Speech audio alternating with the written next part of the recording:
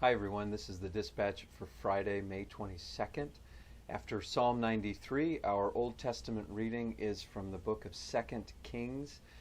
And here we have the transition of leadership from Elijah to Elisha. These are the first two great prophets. They were in the northern kingdom, that is generally referred to as Israel, the kingdom that would fall to the Assyrians a couple hundred years before Judah and the southern kingdom are conquered by the Babylonians.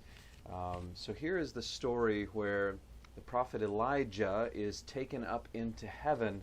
A chariot comes down and he goes up to heaven in a whirlwind.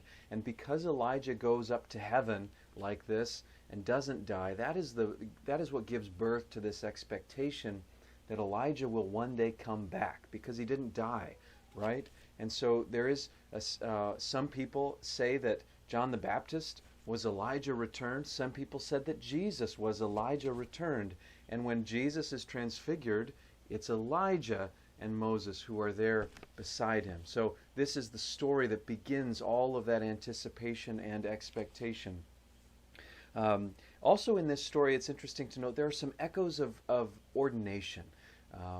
Elisha, the one who will succeed Elijah, asks for a double measure of his spirit, a double measure of his power, basically.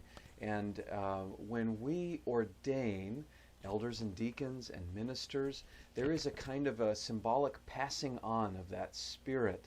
There's a tie into Pentecost, which is coming up as the Spirit descends and is spread throughout the church. So all of these things are echoed here in this story. And then for the New Testament reading, we go to Ephesians, and Paul is talking about how we are dead to sin, but we are made alive in Christ. And remember, yesterday was the ascension of the Lord, the day we mark that moment when Jesus ascends to heaven and is seated at the right hand of God. Here Paul is suggesting that we also have been taken up or are given the promise of ascension, the promise that we will be taken up and seated beside God in the heavenly places, Paul says. So that because we have been made alive in Christ, we also will share in that ascension as well. One quick update for today. We have prepared what I'm calling a Sunday worship guide for worship this Sunday.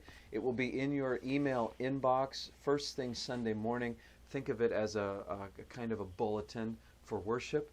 You can open it on any device and follow along and participate more fully in our worship service. So watch for that, and we'll start doing that on a regular basis to help everyone engage more directly in our worship together. Since worship has changed so much, we're trying to figure things out as we go along, and I hope that you find that helpful.